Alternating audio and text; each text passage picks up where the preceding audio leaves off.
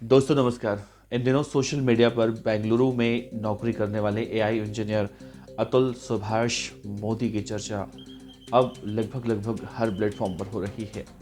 जैसे जैसे अतुल सुभाष मोदी की आत्महत्या के वक्त गुजर रहे हैं, पुलिस आरोपियों की तलाश कर रही है। यानी अतुल सुभाष मोदी की पत्नी, उनकी सास या फिर जितने भी परिवार के और लोग हैं उनकी तलाश कर रही है। वैसे वैसे सोशल मीडिया पर, न्यूज़ चैनलों पर, अखबारों में इस खबर की चर्चा बहुत तेज़ी से हो रही है। और मानो एक बड़ा तबका अब इस लड़ाई में उलझ चुका है कि क्या अतुल सुभाष की हत्या, या उसे हत्या ही कहा जाएगा, जिस तरह से उन्होंने आत्महत्या की है प्रेशर में आके, क्या उसे अब शहीद का दर्जा दिया जाए? क्योंकि अतुल सुभाष के पिता अब बहुत बड़े बड़े खुलासे कर रहे हैं, जो आज के इस वीडियो में मैं आपको बताऊंगा। सुनने के बाद हर किसी का खून खौल जाएगा, शादी पर से विश्वास उठ जाएगा, कोई शायद इस जिंदगी में शादी करे। दरअसल देखिए, पूरी कहानी ये है। कल मैंने आपको बताया था कि अतुल सुभाष मोदी नाम का एक व्यक्ति, जो बिहार के समस्तीपुर के रहने वाले थे, बेंगलुरु में एक बड़ी कंपनी में जीएम के पद पर काम करते थे, इंजीनियर थे एआई। और उनकी जब शादी उत्तर प्रदेश के जौनपुर के रहने वाली निकिता सिंघानिया से हुई थी। शादी के बाद ही उन दोनों के बीच में कलह शुरू हो गया था पैसों को लेकर। और ऐसा नहीं है कि जिस घर में पैसे पैसे बहुत कम होते हैं उन घर में कलह होती है। अतुल सुभाष मोदी की सैलरी बहुत ज़्यादा थी, मतलब जाहिर सी बात है, अच्छी कंपनी में नौकरी करते थे, तो उनके पास पैसों की कोई कमी नहीं थी। इसके बावजूद भी उनकी पत्नी बहुत ज़्यादा कलह करती थी, और इसी कलह की वजह से अतुल सुभाष मोदी ने आत्महत्या कर ली। अतुल सुभाष मोदी के आत्महत्या के 3 दिन के बाद उनके पिता अब बहुत बड़े बड़े खुलासे कर रहे हैं।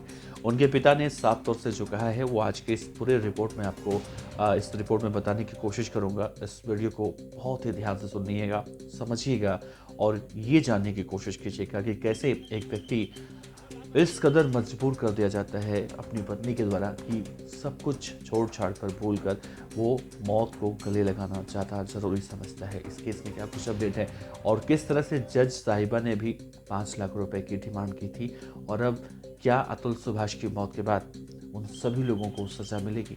सबसे पहले आपको ये रिपोर्ट दिखाते हैं, उसके बाद आगे की चर्चा करेंगे। बेंगलुरु के एआई इंजीनियर अतुल सुभाष की आत्महत्या का मामला इन दिनों सुर्खियों में है। पत्नी समेत 5 लोगों पर आत्महत्या के लिए उकसाने का आरोप लगाकर अतुल ने सोमवार को अपनी जान दी। इस मामले में पुलिस ने अतुल की पत्नी समेत 4 लोगों के खिलाफ केस दर्ज कर जांच पड़ताल शुरू कर दी है। फिलहाल सभी आरोपी फरार हैं, लेकिन इसी बीच एक न्यूज चैनल से अतुल के पिता पवन सुभाष ने बातचीत की है और कहा है कि अतुल के साथ उस वक्त क्या क्या हुआ, कितने दर्द में उनका बेटा उस वक्त था, क्या कुछ झेल रहा था। अतुल के पिता पवन सुभाष ने कहा है कि एक आदमी जिसने शादी की, या बर्बादी कह सकते हैं, वो खुद नहीं जानता। शादी के बाद वो पत्नी के दबाव में था, उसकी हर बात मानी, हर ख्वाहिश को पूरा किया। ड्यूटी के लिए जब भी जाती तो मेरा बेटा 17 किलोमीटर रोज उसे ऑफिस में छोड़ने जाया करता, वापस भी उसे लाने जाता था, यानी 34 किलोमीटर रोज अपनी पत्नी के लिए ट्रैवल करता। इसके अलावा वो खुद के ऑफिस जाता, उसका आधा दिन तो ट्रैवलिंग में निकल जाता। चाहे कितना भी ट्रैफिक हो, अतुल हर रोज अपनी पत्नी को छोड़ने और लाने के लिए ऑफिस जाता था। उन्होंने कहा कि शादी के लिए हम पहले जौनपुर से बनारस, फिर बनारस में शादी के बाद हम समस्तीपुर आए। 27 अप्रैल 2019 को शादी हुई, वो हमारे साथ 29 अप्रैल तक रही। इसके बाद वो यहाँ नहीं आई। उन्होंने कहा कि मेरी उम्र 62 साल है और पत्नी अंजू की उम्र 55 साल। उन्होंने कहा कि हमारी उम्र का लिहाज करते हुए हमारे बेटे ने कभी ये नहीं बताया कि उसकी बीबी निकिता उससे कितना टॉर्चर कर रही है, वो कितना दुख झेल रहा है। उसके बाद जब उन दोनों का बेटा यानी व्योम हुआ तो काफ़ी खुश थे। उसने सबसे बेहतरीन मेडिकल ट्रीटमेंट अपनी पत्नी निकिता को उपलब्ध करवाई। 2.5 लाख से ज़्यादा रुपए उसने डिलीवरी में खर्च किए। इसके अलावा उसकी हर एक चीज़ का अतुल ने ख्याल रखा। उन्होंने कहा कि मेरा बेटा कभी शराब नहीं पीता था, इसके अलावा और भी कोई नशा नहीं करता था। फिर भी निकिता ने उस पर बेबुनियाद इल्ज़ाम लगाया।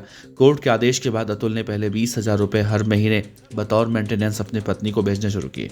फिर 40,000 की राशि शुरू की गई। उसके बाद कहा गया एरियर के साथ मिलाकर अब 80,000 रुपये आपको निकिता को देने होंगे। उन्होंने कहा कि मेरा लड़का टूट चुका था। जज ने उस वक्त कहा था कि मुझे 5 लाख रुपए दो और सेटलमेंट कर लो। तब अतुल ने कहा कि मैं पढ़ा लिखा आदमी हूँ, मैं अगर रिश्वत देता हूँ तो इससे क्या संदेश जाएगा, इसीलिए मैं रिश्वत तो नहीं दूंगा। वो बेंगलुरु से पहले वाराणसी आता, फिर जौनपुर जाता और वहां जाकर मालूम चलता कि आज तो जज साहिब आई ही नहीं है। हमारे देश की हालत देखिए, यहाँ जजों को पूरी छूट है कि वो कभी भी छुट्टी ले लेते हैं। उन्हें मतलब नहीं है कि कोई आदमी पेशी के लिए चाहे कितने दूर से क्यों ना आया हो, पेशकार उसे अगली तारीख दे देता है। अतुल सुभाष के पिता ने कहा कि दोनों के संबंध पहले खराब नहीं थे। जब कोरोना काल शुरू हुआ तो सबसे ज़्यादा खराब हालत उस वक्त बेंगलुरु में था। मेरी बहू को तब कोरोना हुआ तो गलती यहाँ ये हो गई कि अतुल ने अपनी माँ की जगह सास को बुलाया। बस यही गलती उसे भारी पड़ गई। इसके बाद मामला बिगड़ना शुरू हो गया। सास वहां पहुंची तो उसने मेरे बेटे से पैसे मांगने शुरू किए। 16 लाख रुपए करीब वो लोग पहले बेटे से ले चुके थे। 50 लाख की डिमांड और कर रहे थे। कह रहे थे आप पैसे दे दो, मैं इसे ब्याज समेत लौटा दूंगी।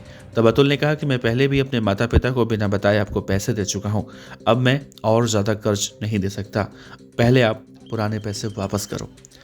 बस इतना कहना था अतुल का। वो लोग चिढ़ गए। इसके बाद बेटी को लेकर अपने जौनपुर चले गए। वहां जाकर उन्होंने अतुल की बेटे से बात करवानी बंद कर दी। अतुल ने जो पैसे उन्हें दिए थे वो उन लोगों ने लौटा दिए, लेकिन इसी बात को लेकर उन्हें इतना गुस्सा आया कि उन्होंने अतुल के खिलाफ 9 केस दर्ज करवा दिए। अतुल के पिता ने कहा है कि निकिता ने पैसों के लालच में ही अतुल से शादी की थी। जब उसने 1 करोड़ के बाद 3 करोड़ की डिमांड की तो अतुल ने साफ इनकार कर दिया। कहा कि इतने डिमांड करोगी तो कोई भी डर की वजह से आत्महत्या कर लेगा। इस पर निकिता की मां ने कहा कि तू नहीं तो तेरा बाप देगा, तुम्हारे पूरे खानदान से हम पैसे वसूलते रहेंगे। तो सुना आपने, 16 लाख रुपए अतुल सुभाष मोदी ने अपनी सास को पहले दे रखे थे। और उनकी सास जब कोविड का दौर आया था, पूरी दुनिया परेशान थी। देश भर में लॉकडाउन लगा था। दुनिया में हर जगह से मरने की खबरें आ रही थी। उसी समय अतुल सुभाष मोदी की पत्नी निकिता सिंघानिया को कोविड हो गया था, यानी कोरोना संक्रमित हो चुकी थी। लेकिन अतुल के पिता कहते हैं कि उस वक्त उनके बेटे ने सबसे पहली गलती की। सबसे पहली गलती कहने का मतलब ये है कि उनको उस वक्त अपनी माँ को वहाँ पर बुलाना चाहिए था, लेकिन उन्होंने अपनी माँ को ना बुलाकर अपनी सास को वहाँ पर बुलाया।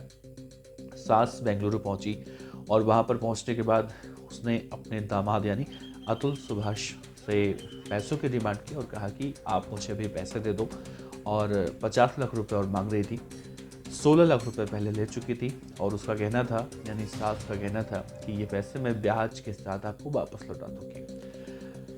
अपनी सास की बात सुनकर अतुल ने यही कहा था कि आपको 16 लाख रुपए अपने पिता माता या घर में किसी से बिना बताए मैं आपको दे चुका हूँ। अब इससे ज़्यादा पैसे मैं आपको नहीं दे सकता। इससे भी ज़्यादा बात उसकी यानी अतुल की उसकी सास को तब बुरी लगी जब उन्होंने अपने पैसे वापस मांगे। उन्होंने कहा कि मेरे पैसे जो मैंने आपको दिए हैं वो पैसे मुझे आप वापस दे दो, इसके बाद आगे का कुछ हो पाएगा। इस बात को सुनकर अतुल की सास इतने ज़्यादा नाराज हुई कि उसने अपनी बेटी यानी निकिता सिंघानिया जो अतुल की पत्नी थी उसे लेकर वापस जौनपुर गई। जौनपुर जाने के बाद पहले बातचीत करना बंद करवा दिया और जब देखा कि कोई रिएक्शन नहीं हो रहा है तो उसने एक के बाद एक पूरे खानदान पर 9 केस दर्ज करवा दिए। अब सोचिए, एक व्यक्ति बेंगलुरु से आता है अपने कोर्ट में अपनी तारीख को अटेंड करने के लिए। उस दिन जज साहिबा छुट्टी पर चली जाती हैं। जज साहिबा छुट्टी पर इसलिए भी जाती हैं क्योंकि उन्हें 5 लाख रुपए चाहिए था। और फिर पेशकार कहता है कि भाई अब तू अगली तारीख को आना। सोचिए, बेंगलुरु से बनारस, बनारस से फिर जौनपुर, एक व्यक्ति अपनी नौकरी छोड़कर कैसे कुछ कर सकता है। वो व्यक्ति जो अपनी पत्नी को ऑफिस ले जाने के लिए, छोड़ने के लिए, लाने के लिए कुल 34 किलोमीटर का सफ़र तय करता था, चाहे ट्रैफिक हो चाहे जो कुछ हो। अपनी नौकरी भी करना, ये सब झमेला भी झेलना डेली का। तो कहीं ना कहीं वो बहुत ज़्यादा परेशान हो चुके थे और तमाम तरह के आरोप जो अब लगाए जा रहे हैं उसको लेकर कड़ियों से कड़ियाँ जोड़ने की कोशिश की जा रही है।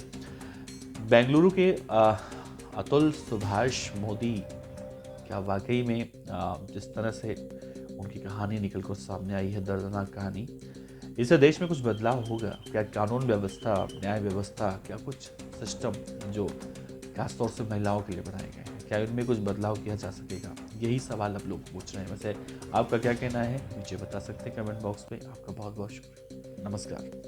जय हिंद।